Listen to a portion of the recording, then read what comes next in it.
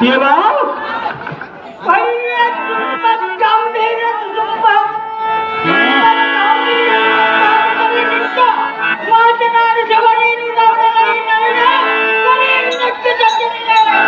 ಎಷ್ಟು ಬಿರುಸದ ನೋಡು ಮಾವ ಒಳಗ ನೋಡ್ತಾನೆ ಎಲ್ಲ.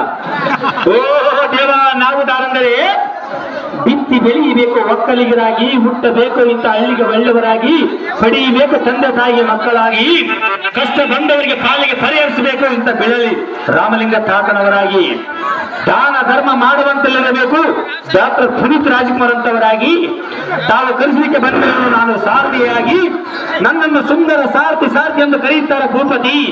ಈಗಲೇ ನಸ್ಬಿಡ್ತಿಕ್ಕೆ ಬರ್ತಾ ಹೋಗುತ್ತಲ್ಲೇ ಗಂಗಮ್ಮತ್ತಿ ಭೂಪತಿ. ನಮ್ಮ ನಾಮಾಂತವೇನೆಂದರೆ ಅದೇನು ದೇವ?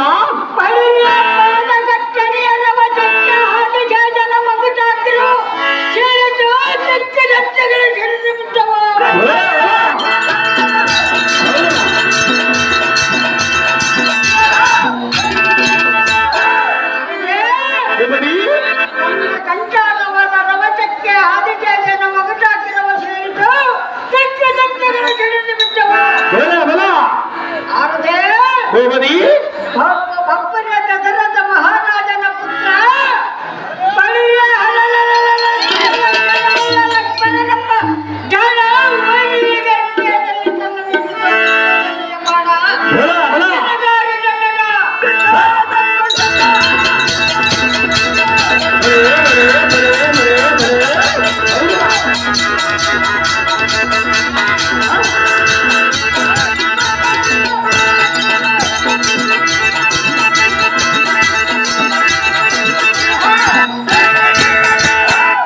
ದಶರಥನ ಪುತ್ರ ಶ್ರೀರಾಮಚಂದ್ರನ ಸೋದರ ಲಕ್ಷ್ಮಣ ಮಹಾರಾಜನ ತಾವಾದರೆ ಈ ಕಂಗಲಿಸುವ ಸಮಾಮಟ್ಟಕ್ಕೆ ಬಂದ ಕಾಡಾಗ್ತವೆಂದು ಕೇಳಿದ ದೇವ ದಿವ್ಯ ಪ್ರಭಾವ.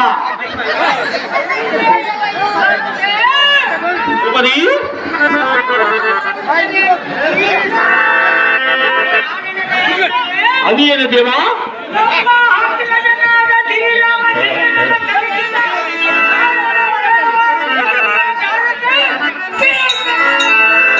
ತಿಳಿದು ಭೂಪತಿ, ಪೀಠವನ್ನು ಅಲಂಕರಿಸಿ ಜಾಗೃತಿ.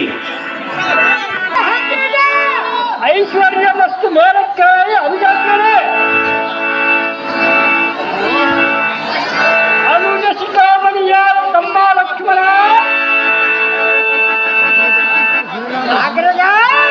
ಜನಗಳ ಮಾತಿನ ಅಜ್ಞಾನ ಸಾರವಾದ ಅರಣ್ಯಕ್ಕೆ ಹೋಗುವುದಕ್ಕೆ ಪ್ರಯಾಣವನ್ನು ಮಾಡುವನು ಅನುಜ. ನಾನು ಹೇಳುವ ಮಾತು ನಿಜ. ಅಗ್ರಜ ಕ್ಷತಾದರೆ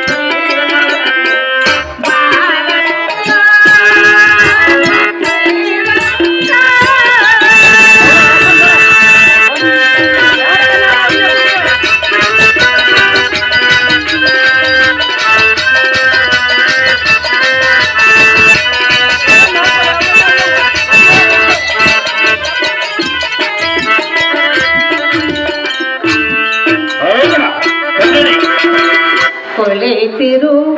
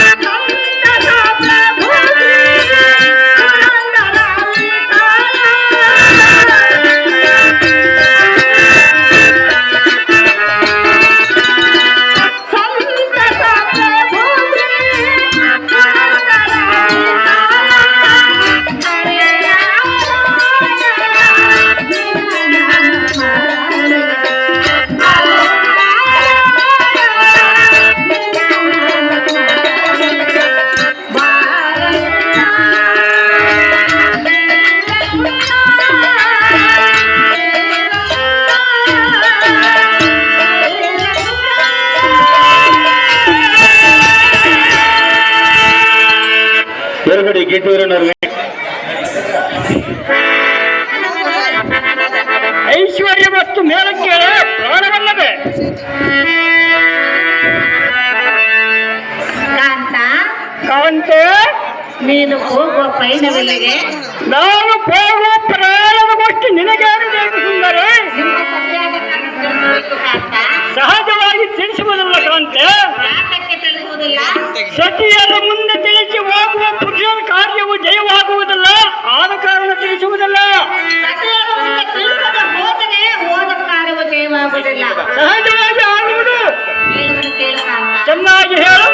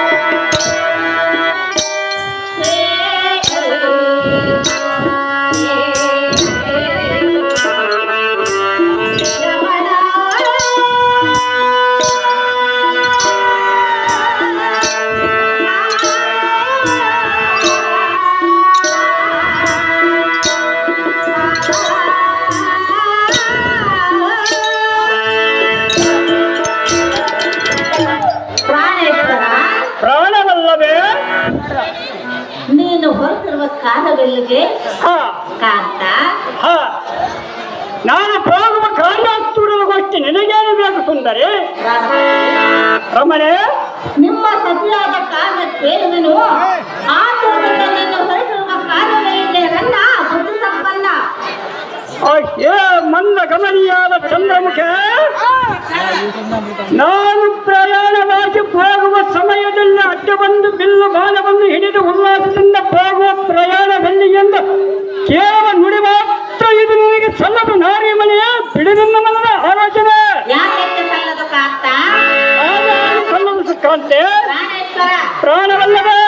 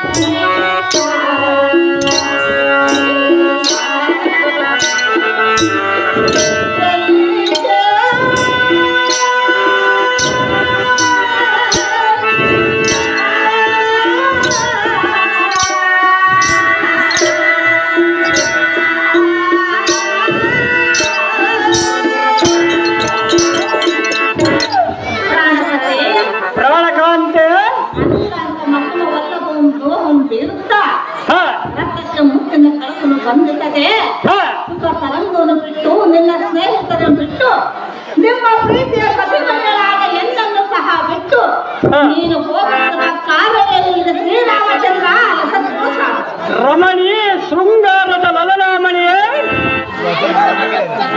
ಪೂರ್ವಾರ್ಜಿತ ಕರ್ಮವು ಎನಗೆ ಬಂದೊದಗಿದಾಗ ಅಶ್ವಗಡಪದಾದ ನನ್ನ ಸ್ನೇಹಿತರನ್ನು ಬಿಟ್ಟು ನಾನು ಏಕಾಂಗಿಯಾಗಿ ಹೋಗುತ್ತೇನೆ ಸುಂದರಿ ಮಣಿ ನಾನು ಹೋಗುವ ಕಾರ್ಯ ದೂರವನ್ನು ಮಾತ್ರ ಕೇಳಬೇಡ ನೀನು ಪರಿಮರೆ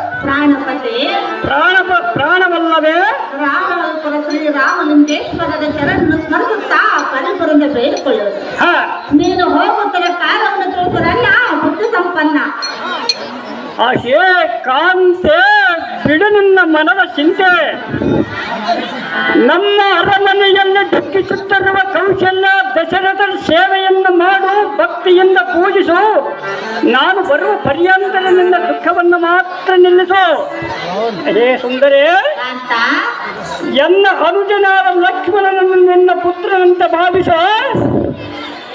ದಶರಥ ರಾಜನ ಅಂತಃಪುರ ಜನರೊಡನೆ ಒಳ್ಳೆಯ ಮಾತುಗಳನ್ನು ಆಡುತ್ತಾ ಸಮಯಾನುಸಾರವಾಗಿ ಅನುಸರಿಸು ಹೇ ಸೀತಾ 14 ವರ್ಷವೆಂಬುದು 14 ನಿಮಿಷಗಳಾಗಿ ಕಾಲವನ್ನು ಕಳೆದು ಬರುತ್ತಾನೆ. ಅತ್ತೆ ಮಾವಣ್ಣರನ್ನು ತಂದೆ ತಾಯಿಗಳೆಂದು ತಿಳಿದು ನನ್ನನ್ನು ಮರೆತು ಸೌಖ್ಯದಿಂದರು ಕಾಂತೆ ಬಿಡು ನನ್ನ ಮನದ ಚಿಂತೆ. ರಾಮೇಶ್ವರನದ ಶ್ರೀರಾಮಚಂದ್ರ ಪ್ರಾಣವಲ್ಲವೇ 14 ವರ್ಷ ನಿಮ್ಮನ್ನು ಬಿಟ್ಟು ಕಾಲವನ್ನು ಕಳೆಯಬೇಕೆ? ಹೌದು ಹೌದು ಕಾಂತೆ, ನನ್ನಿಂದ ಆಗಲಾರದು ಕಾಂತ. ಯಾತಕ್ಕೆ ಆಗುವುದಲ್ಲ ಸುಂದರಿ? ನಿಮ್ಮನ್ನು ಬಿಟ್ಟು ಒಂದು ಅಲೆಗಳಿಗೆ ಸಹ ನಾನು ಬಾಳಲಾರೆ. ಹ, ಪ್ರಾಣೇಶ್ವರ ಪ್ರಾಣೇಶ್ವರೇ, ನನ್ನನ್ನು ಸಹ ನಿನ್ನ ಜೊತೆಯಲ್ಲಿ ವನವಾಸಕ್ಕೆ ಕರೆದುಕೊಂಡು ಹೋಗುವ ಶ್ರೀರಾಮಚಂದ್ರ. ಹೇ ಸುಂದರಿ, ನೀನು ಹೇಳುವ ಮಾತೇನು ನಿಶ್ಚಯವೇ ಸರಿ. ಆದರೆ ನೀನು ಜನಕರಾಯನ ಮಗಳಾಗಿ ಬಿಸಲನ್ನು ಕಾಣದ ನಾರಿ ಮಣಿಯಲನ್ನು ಘೋರ ಅರಣ್ಯಕ್ಕೆ ನಿನ್ನನ್ನು ನಾನು ಹೇಗೆ ಕರೆದುಕೊಂಡು ಹೋಗಲಿ?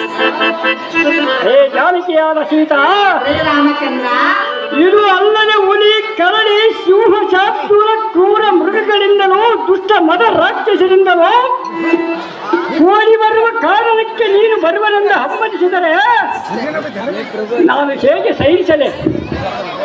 ಏಕಾಂತೆ ಪೌರ್ಣಮಿ ಚಂದ್ರನಂತೆ ಪ್ರಜ್ವಲಿಸುವ ನಿನ್ನ ಮುಖಕಮಲವು ಮಾಡಿದರೆ ಅಯ್ಯ, ನಿನ್ನ ಮಧುರತರವಾದ ಪಾದಕ್ಕೆ ಮುಳ್ಳು ತಗಿನ ರಕ್ತವು ಹರಿದರೆ ನಾನು ಹೇಗೆ ಸಹಿಸಲಿ? ಏಕಾಂತೆ ಆದ ಕಾರಣ ಈ ಮಂದಿರದಲ್ಲಿ ಎನ್ನನ್ನು ಮರೆತು ಚಂದದಿಂದರು ಒಂದೇ ಹಠ ಹಿಡಿದು ಚೆಂಡಿ ಮತ ಹಿಡಿಯಬೇಡ ಸುಮತೆ. ಇದೇ ನಿನಗೆ ನಾನು ಹೇಳುವ ನೀತೆ.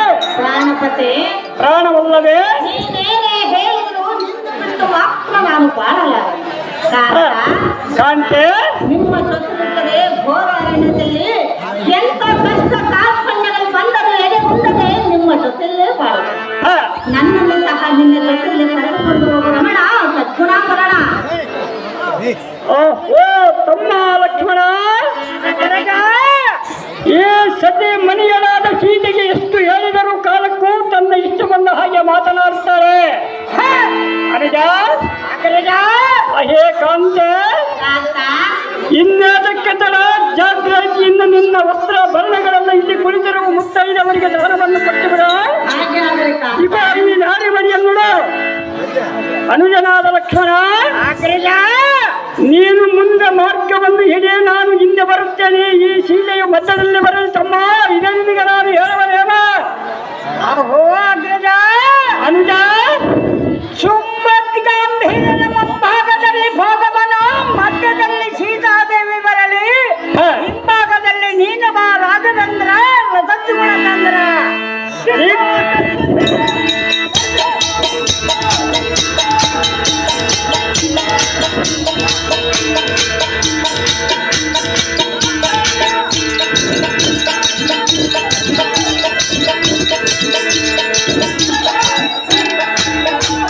ಸುರ್ಪನಕ್ಕೆ ರೆಡಾಗ್ತಿರ್ಬೇಕು. ಸುರ್ಪನಕ್ಕೆ ಅಯ್ಯೋ ಪ್ರಾಣಪತಿ, ಅದೇ ಪ್ರಾಣವಲ್ಲವೇ? ಕಲ್ಲು ಮುಳ್ಳನ್ನು ತುಳಿಯುತ್ತಾ ನಡೆಯಲಾಗುತ್ತ. ಎಷ್ಟು ಮಾತ್ರಕ್ಕೂ ಭಯಪಡಬೇಡ ಸುಂದರಿ. ಪ್ರಾಣೇಶ್ವರ ಪ್ರಾಣೇಶ್ವರೇ,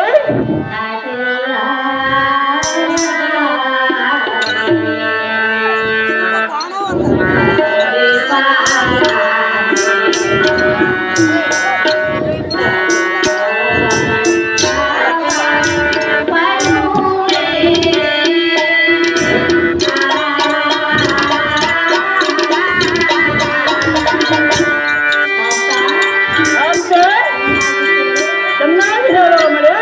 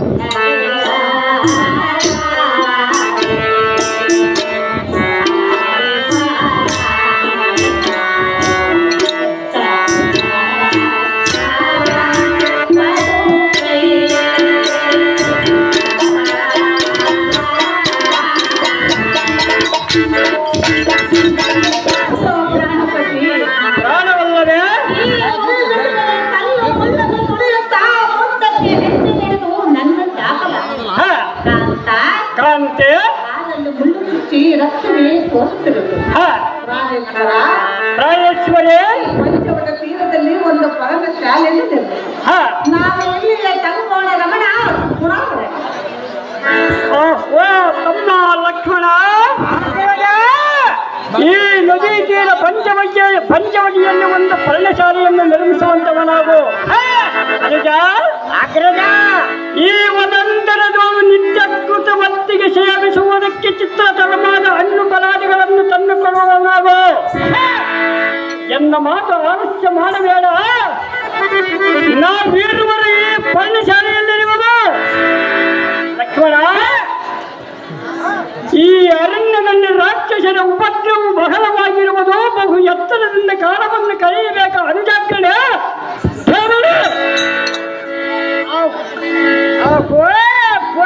ಪೂಜಿತ ಇಬ್ರಾದಿ ಸಭಾ ಜಾನಕನಾಥ ಅನುಜಾತಿಗ ಇಂಥ ಭಯೋತ್ಪಾತ ಸಾಮಾನ್ಯದ ಮರ್ಯಾದಿನ ಸಹಜಾತ. ಅಗ್ರಜ ಅನುಜ ಬಳ್ಳಿಯ ಕುಟಿಲದ ಬಲ ಬದಲವ ಪಕ್ಕು ಪಟ್ಪದನ ಬಲ್ಲಗಡದ ಭೋಜನಕ್ಕೆ ಕಡಿಮ ಕಡಿಮ ಜನ್ಮನಂದಿನ ಕಡಲಲ್ಲಿ ನದಿನ ಮಾಡಿದವ ಇಂಥ ಸುಬದನ ಮುಂದೆ ಕಡಲಗಳನ್ನು ನಡೆಯಬಹುದೇ?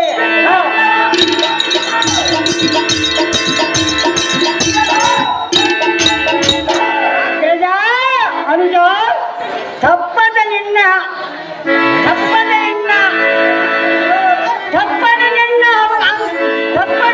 ಅಪ್ಪನೆಯಂತೆ ಹೋಗಿ ಸ್ವಲ್ಪ ಸೈನ್ಯನ ಅಂತ ಕರಡನ್ನ ತತ್ಪಲಾದಿಗಳನ್ನು ತಂದುಕೊಡೋನು.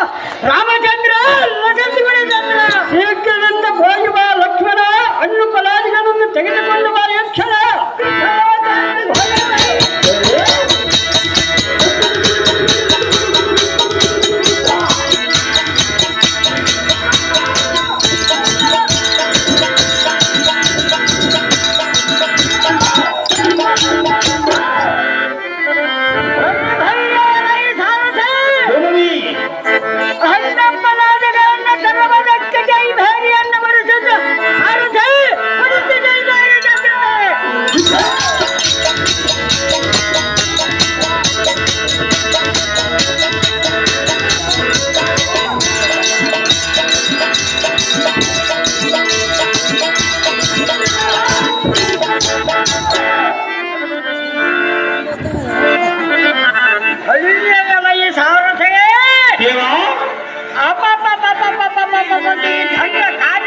ತರಂಗಣಿಯನ್ನು ನೋಡಿದೆ.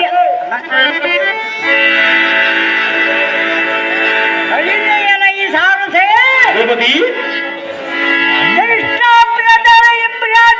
ಸೂರ್ಯ ಕೋಟಿ ಕರಿಮ ಆಕಾಶ ಮಾರ್ಗದಿಂದ ಕಳಕಂಡ ಕೋಡ ಮಿಂಚಿನಂತ ಪ್ರಕಾಶಿಸುವ ಕಟ್ಟವು ಬರುತ್ತಿರಬದ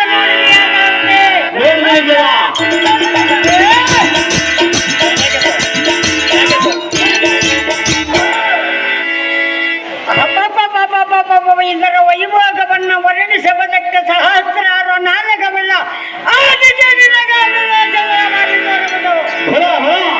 ಭಾರತೆ ಇಂಥ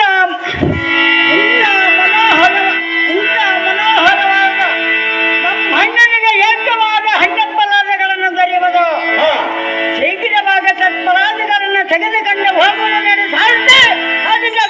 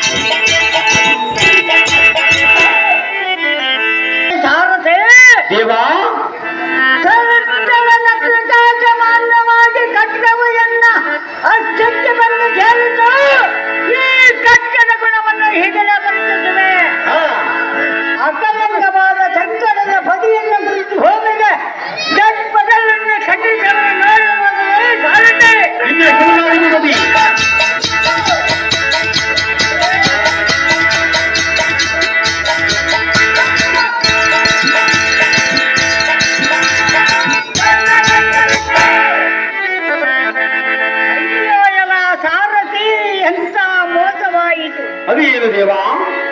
ಈ ಕಟ್ಟಿಕದ ಗುಣವನ್ನು ಪರೀಕ್ಷೆಬೇಕೆಂದು ಲೆಕ್ಕವನ್ನ ಪದಿಯನ್ನ ಕಟ್ಟಿದರೆ ಪದಿಯ ಬಡದಲ್ಲಿ ಮಹತ್ತರವಾದ ರಕ್ತವ ಹರಿಯುವುದನ್ನು ಕಂಡು ಕಾವೇರಿ ಗಂಡ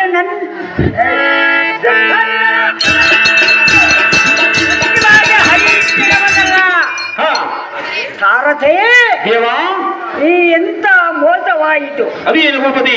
ಈ ಪದಿಯಲ್ಲಿ ಸತ್ಯವನ್ನು ಸೊರನೋ ನರನೋ ಯಾವ ಸರಸಗುಣ ಸಂಪನ್ನನ ಅಜವಿರದ ಬಸವನು ಕರೆದಿರುವನು.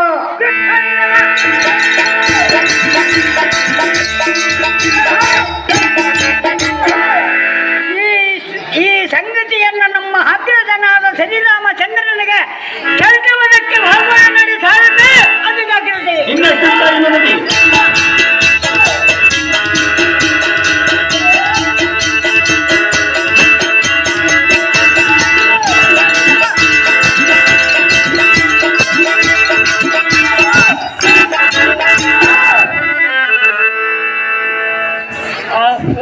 ತಮ್ಮ ಲಕ್ಷ್ಮಣ, ನಿತ್ಯಾನುಕೃತ ಹೊತ್ತಿಗೆ ಸೇವಿಸುವುದಕ್ಕೆ ಚಿತ್ರತರವಾದ ಹಣ್ಣು ಫಲಾದಿಗಳನ್ನು ತಂದು ಕೊಡುತ್ತದೆ. ಇವತ್ತಿನ ದಿವಸ ಏನು ಕಾರಣ ಆಲಸ್ಯ ಮಾಡಿದೆ? ಅಹೋದುಜ, ಇದು ಏನು ಆಶ್ಚರ್ಯ? ನಿನ್ನ ಮುಖಕಮಲ ಪ್ರಕಾಶವು ಕಡಿಮೆಯಾಗುವುದಕ್ಕೆ ಕಾರಣವೇನು? ಸಹೋದರನಾದ ಲಕ್ಷ್ಮಣ, ಇದು ಅಲ್ಲದೆ ನಿನ್ನ ಹಸ್ತದಲ್ಲಿ ಛಳನೆ ಹೊಡೆಯುವ ಈ ಖಡ್ಗವು ಎತ್ತರಿಂದ ಬಂದಿತ್ತು. ಯಾವ ರಾಕ್ಷಸನು ಕೂಡ ಯುದ್ಧವನ್ನು ಮಾಡಿದೆ, ಯಾರಾದರನ್ನು ತೋರಿಸಿದೆ.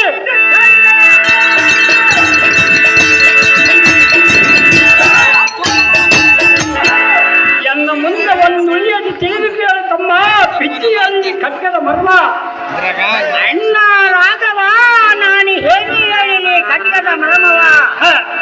ಅಗ್ರಜ ಅನುಜ, ನಿನ್ನ ಹಕ್ಕಿನ ಪ್ರಕಾರವಾದ ನನ್ನ ಮಾರ್ಗವ ಹಿಡಿದ ಸಮಯದಲ್ಲಿ ಅಯ್ಯೋ ಆಕಾಶ ಮಾರ್ಗದಿಂದ ತರನ ಕೊಂಡು ಮಿಂಚಿನಂತ ಪ್ರಕಾಶಿಸುವ ಖಡ್ಗವು ಬರುತ್ತಿರುವುದನ್ನು ಕಂಡು ಎನ್ನ ಹಸ್ತಕ್ಕೆ ಪ್ರಸದಿಂದ ತೆಗೆದುಕೊಂಡು ಅಲ್ಲೆಂತ ಒಂದು ಪದಿಯನ್ನ ಖಂಡಿಸಿದರೆ ಪದಿಯ ಬಡದಲ್ಲಿ ಮಹತ್ತರವಾದ ರಕ್ತವು ಹರಿಯುವುದನ್ನು ಕಂಡು ಗಾಬರಿಯನ್ನು ನಿನ್ನನ್ನು ಕೇಳುವುದಕ್ಕೆ ಕಾವಲದಿಂಗೆ ಓಡಿ ಬಂದಿರುವನು ಅಣ್ಣ ರಾಜಾಗಿರ್ಗಣ್ಣ.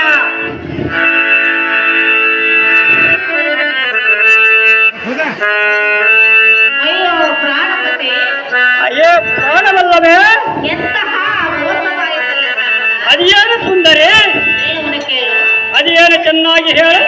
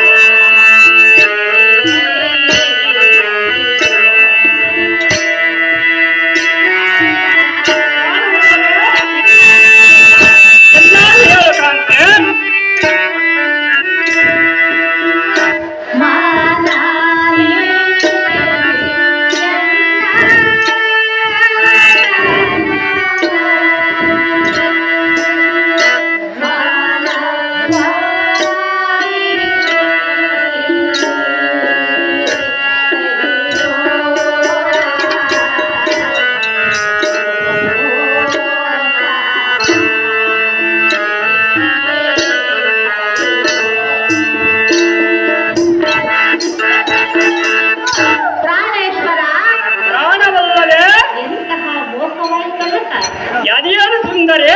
ಈ ಘೋರ ರಂಗದಲ್ಲಿ ರಕ್ಷಕರ ಮಾಯವು ಹೆಚ್ಚಿರುವಂತೆ ಕಾಣುತ್ತದೆ. ಅಂತ ಕಾಂತೆ ಸಣ್ಣ ಮಕ್ಕಳು ತರಲು ನಿನ್ನ ಮೈದುನರ ಲಕ್ಷ್ಮಣನಿಗೆ ಎಂತಹ ಅನಾಹುತವಾಗಿದೆ. ಅದೇನು ಕಾಂತೆ? ಇದಕ್ಕೆ ಮುಂದಿನ ಕಥೆಯನ್ನು ಪ್ರಾಣಪತಿ ಏನು ತಪ್ಪುತ್ತದೆ. ಅದೇ ಕಾಮಿನಿ ಮಣಿಗಳಾದ ಸೀತಾ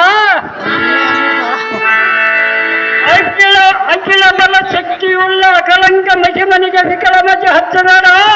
ಈ ಮಾತು ಇನ್ನೊಮ್ಮೆ ಉಚ್ಚರಿಸಬೇಡ.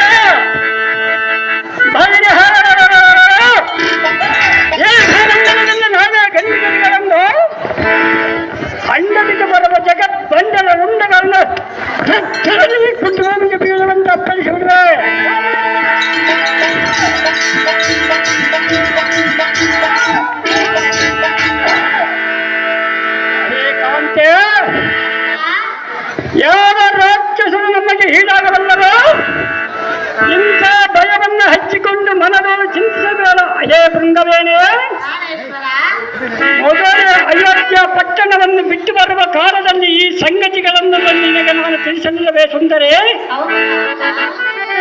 ಮಿಕ್ಕಿ ಮೀರಿ ಬಂದ ಮೇಲೆ ಹೆಚ್ಚಿನ ಆಲೋಚನೆ ಮಾಡುವನೇಕೆ ಬಂದಿದ್ದಲ್ಲ ಅವರೇ? ಆ ರಾಮನಿಗೆ ಹೆಚ್ಚಿನ ಅಂತಃಕರಣವು ನಮ್ಮ ಮೇಲಿರಲಿ. ಈ ತಮ್ಮನಾದ ಲಕ್ಷ್ಮಣನನ್ನು ಭಯಪಡಿಸಬೇಡ ನಾರೀಮಣಿ, ಬಿಳಿನುಂದವಲ್ಲ ಆಲೋಚನೆ.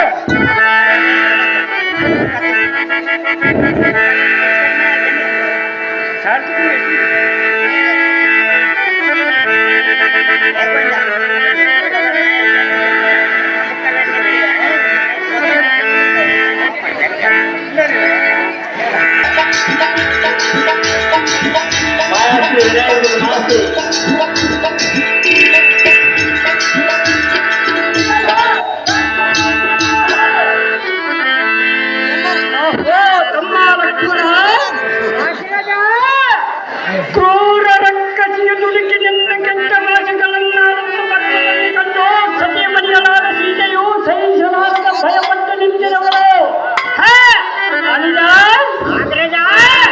ನೀನು ಈ ಕ್ಷಣವೇ ಹೋಗಿ ಭೀಕರತ್ವದಿಂದ ಬರುವ ಕುಲ್ಲ ರಕ್ಕಸಿಯ ಹಲ್ಲುಗಳನ್ನು ಪಲ್ಪನೆ ಉದುರುವಂತೆ ಕಗ್ಗನಿಂದ ಎರುವಾರೆಯ ಅದಕ್ಕಡೆ ದೇವನು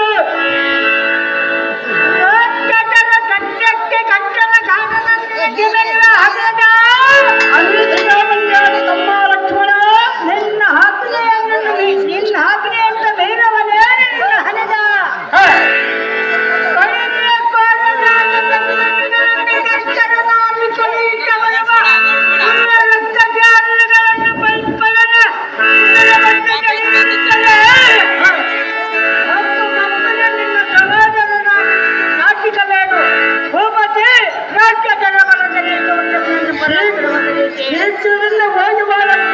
ಕುಲ್ಲ ರಕ್ತಕ್ಕೆ ಹಲ್ಲುಗಳನ್ನು ಮುರಿದುವ ಯಕ್ಷಣ.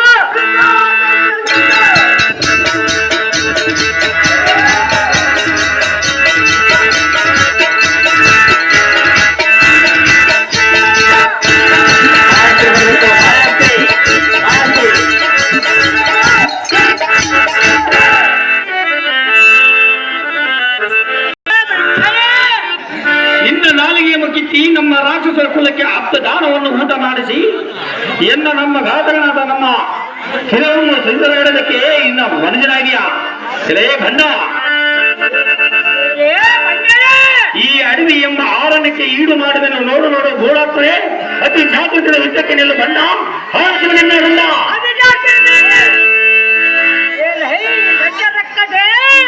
ಏನ ರಾಸಮನೆ